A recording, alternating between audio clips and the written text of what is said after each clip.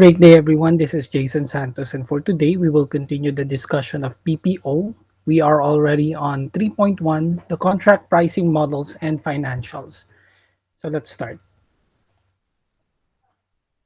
So there are two types of pricing in the BPO, which are considered to be the pricing models. Okay, so the first would be the fixed price.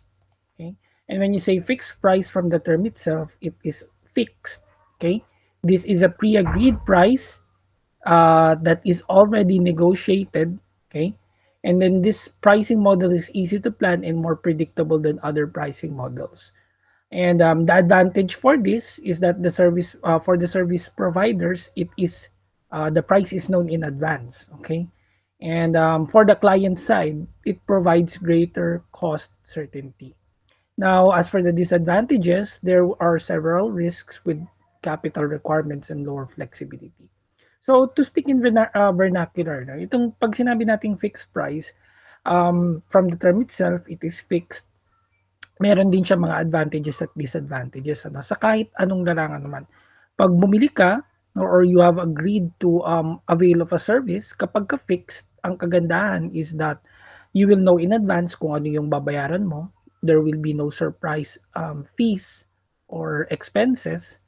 And para naman sa mga clients, there is cost certainty. So ibig sabihin, kahit magtaas yung presyo ng gasolina, magtaas yung presyo ng telecommunications, yung mga computers, anything that is needed in the operations of BPO, you're already safe. No? Wala ka nang idadagdag. Kasi again, what you have agreed upon in the contract is fixed. Okay, the pricing is fixed. Now, as for the disadvantages, there are several risks, no?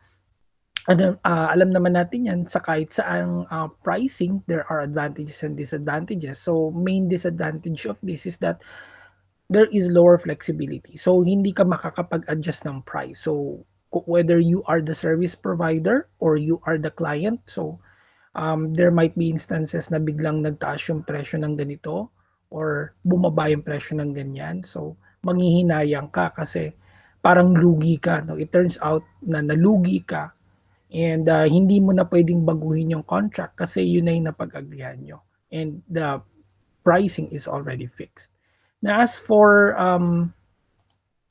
time and material, so when we say time and material, yung price for this is based, no, sa specific time and whatever materials were used. So when a service is very flexible, it is not predictable in terms of how much time and material is needed. And in some cases, a maximum price for the service is negotiated by the client, the customer, to build in some control or safety level. So in practice, it is often a mix of the above mentioned pricing models that is used. So ganun din, there are advantages and disadvantages kapag um, hindi siya flexible, hindi siya fixed, no? It means flexible, time and material. So, ang advantage niyan is that both sides pwede silang mag-negotiate or pwede nilang taasan or babaan. Depende dun sa current pricing ng resources in the market. Okay? And of course, the disadvantage to that is kapag flexible siya, no? If you are running on a budget, baka magulat ka later on na merong dagdag na mga fees, additional fees, okay? So, whether you will choose time and material or fixed pricing, the consideration will depend on ano bang magfi-fit dun sa business ninyo and ano ba yung magfi-fit doon sa budget ng BPO. So in practice, it is often a mix of the above mentioned. So minsan ginagamit sabay, okay? Mas maikli yung contract, no? Instead of a year, mas iniiklian nila o di kaya they will agree at fixed pricing for base and then merong mga areas na subject to changes na pwedeng taasan, pwedeng babaan. Okay? Now let's go to IT BPM contract financial. So remember, the whole chapter 3 is about contract. Okay? Creation of contract, the master contract. Ano ba yung mga nakalagay doon na documents, no? And whenever you are making a pricing, contract that involves financials and pricing, marami kang dapat i-take into consideration. Primarily, CapEx. No, when you say CapEx, this is a business expense incurred to create future benefit. Okay, the expenditures on assets like building the physical space, machinery, equipment, or upgrading existing facilities so their value as an asset increases. So, kahit sa business naman, ano, yung assets, you have to expand that. Okay? And that is a form of a capital expenditure. Whether lalakyan mo yung building mo, you will rent additional floors, maglalagay ka ng parking, yung machines mo, i-upgrade mo, bibili ka, instead of just one machine, dadagdag ka ng additional. Okay? You will avail for higher equipment, so on and so forth.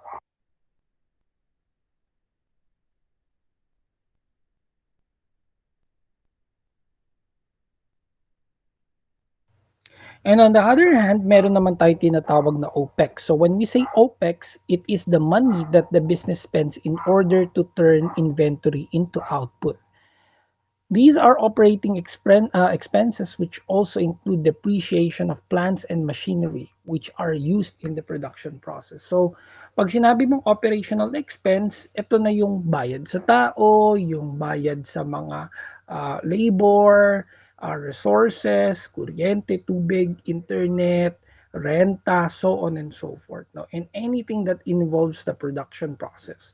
So, these expenditures require the day-to-day functioning of business like wages, utilities, maintenance, repairs. They fall under the category of OPEX. Okay, so these are the differences between the two. Okay,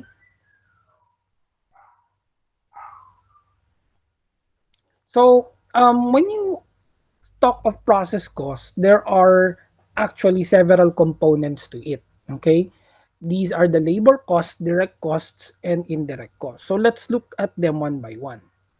So when you say labor cost, these are your compensations, yung sahod ng tao, what are their benefits, yung bonuses, incentives. So benefits, pwedeng they have maternity leave, paternity leave, they have sick leaves, vacation leaves, bonuses, 13th month, 14th month, incentives na meron silang mga rewards and recognition, perfect attendance incentives, o di kaya top sales incentives, depende yan, ano, from one business uh, account, no, or program to another. Iba-iba yan eh. Depende again dun sa KPI na important dun sa business. And that entails cost. Now, we're looking at it at the perspective of a cost. So, dadagdag mo siya dun sa mga sisingilin mo at ilalagay mo dun sa pricing ng contract. There are also direct costs. So, when you say direct cost, so it involves training, employee relations program. No? So yung mga tao, kailangan continuously i-train mo yan. Ano? Sabi nga sa 7 habits of highly effective people, you have to always sharpen the saw. So always train people. Okay? Kasi if they would just stick with what they know, they might be obsolete. Okay? So what else? We have employee tools, we have equipment, we have desktop computers, communications, so on and so forth.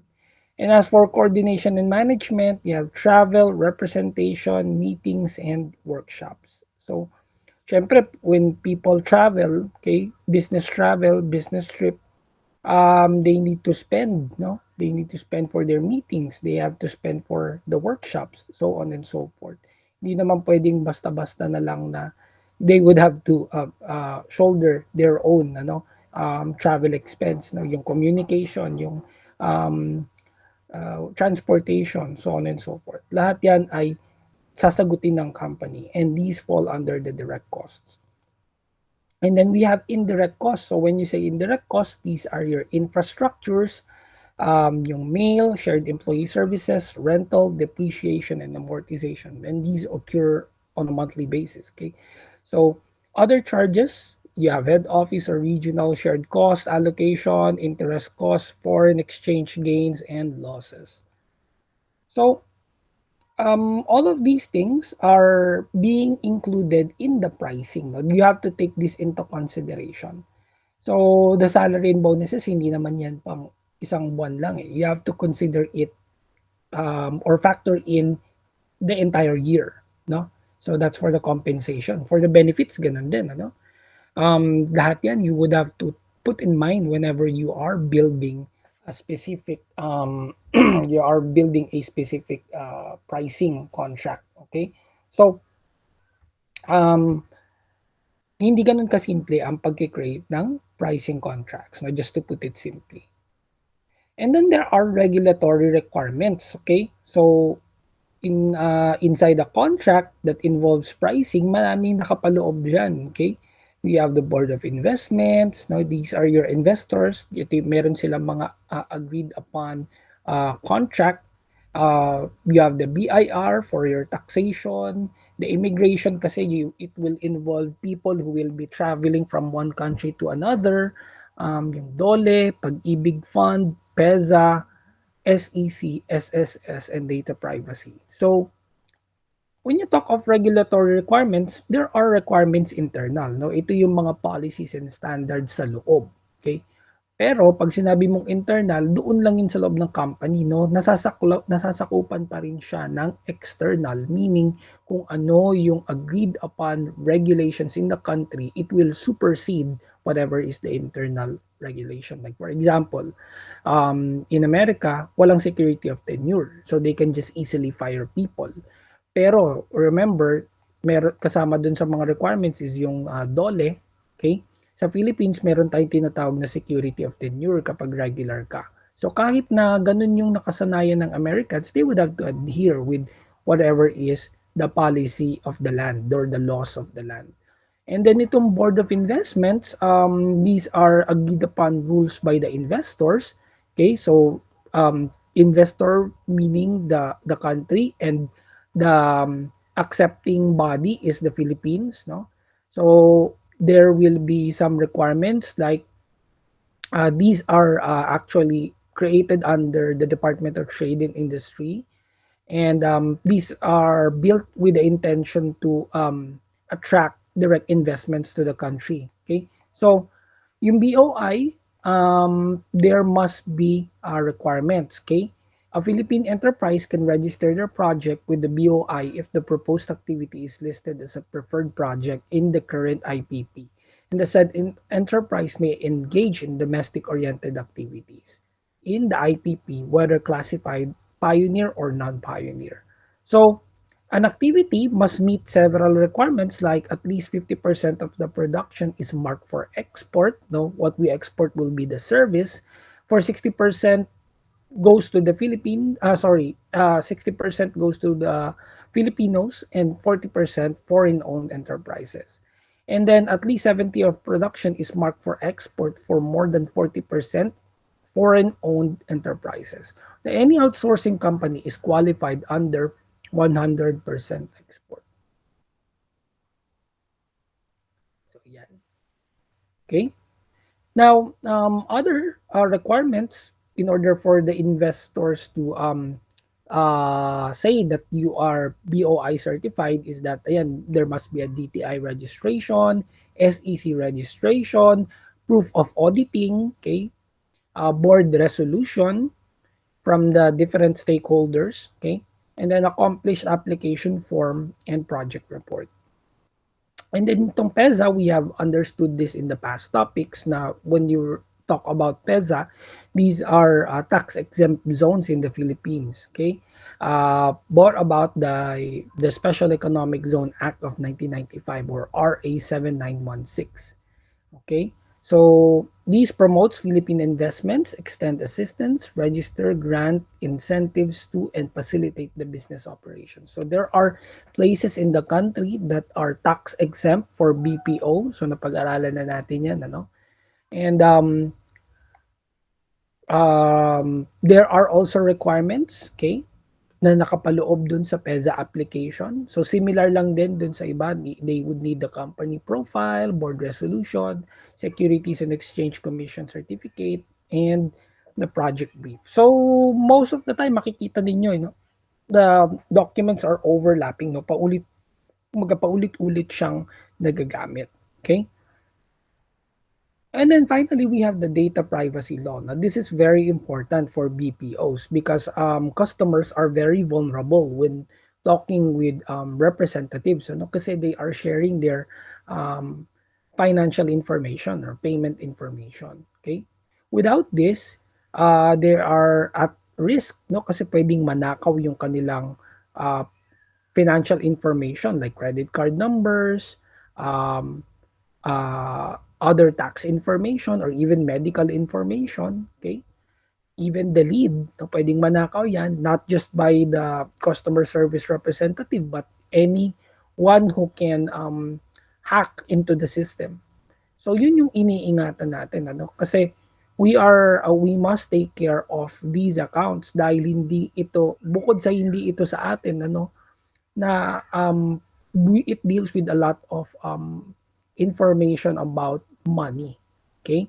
So, this protects individuals' personal information. So, ayan, there must be communications and then auditing that is done in order to ensure that the company is adherent with the requirements, okay, for the data privacy law. So that's it for this very short topic. I'm leaving you with an assignment and it is already placed in your Google Classroom. Thank you so much.